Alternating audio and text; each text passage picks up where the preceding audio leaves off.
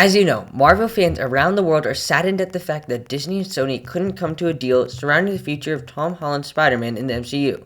We here at the Superhero Initiative are big Spider-Man fans, so we weren't happy that the two companies couldn't agree on Holland.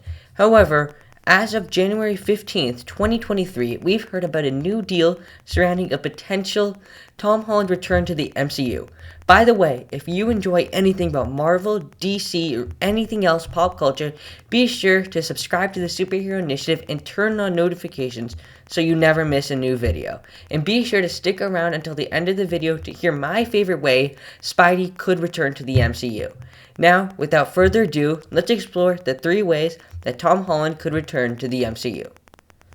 Okay, so in November 2022, industry insider Jeff Snyder reported that Sony and Holland have reached a deal regarding Spider-Man and the MCU that guarantees a trilogy and 3 movie appearances. We think that coming to a deal makes perfect sense.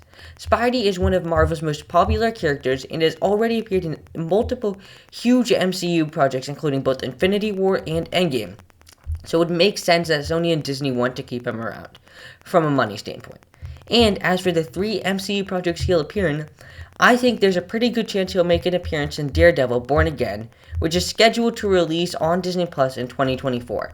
This is because Charlie Cox's Daredevil has already appeared in Spider-Man No Way Home, so the characters are already intertwined. And as we continue to learn more about the situation, we can begin to infer ways that Sony and Disney could have come to a deal.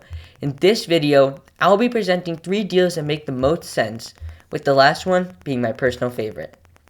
Deal 1, a short-term deal. So in 2019, Disney and Sony came to a short-term deal that would cap off the Spider-Man Homecoming trilogy with No Way Home. And as we all know, No Way Home was a massive success and brought in massive box office earnings for both studios. We heard that Disney agreed to 25% of the box office earnings and that this deal gave Marvel the rights to do one more solo Spider-Man film and one more group film with Spider-Man, kind of what we saw with Infinity War and Endgame. A short-term deal would probably continue this trend and mainly benefit Sony since they'll profit the most from it. But for us fans, seeing Spider-Man for a short amount of time is not what we want.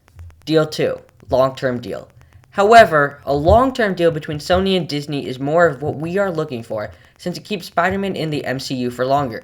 The rumors surrounding a longer deal say that Sony and Disney would probably make another trilogy rather than an individual film.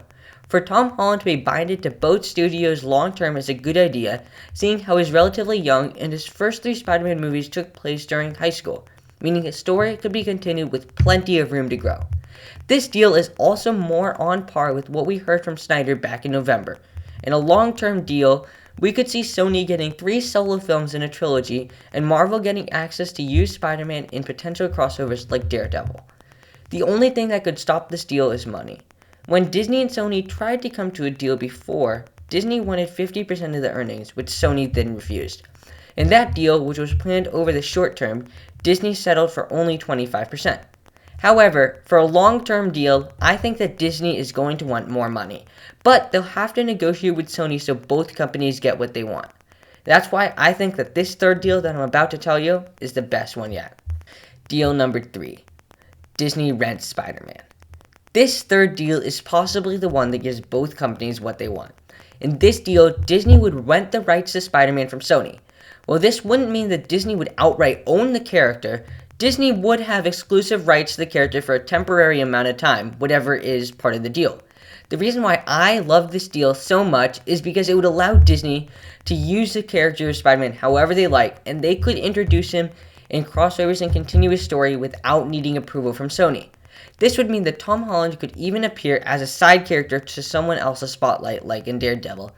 And for how this deal would benefit Sony, Disney could either pay Sony upfront, similar to renting an apartment, or Sony could get a percentage of the box office earnings. I hope that Disney and Sony can come to a deal like this because it would increase how creative Marvel can be with incorporating Spider-Man into the MCU in the future. Whatever the case may be, we at the Superhero Initiative and millions of Spider-Man fans around the world are hoping that Sony and Disney can come to a deal surrounding the character, no matter what it takes.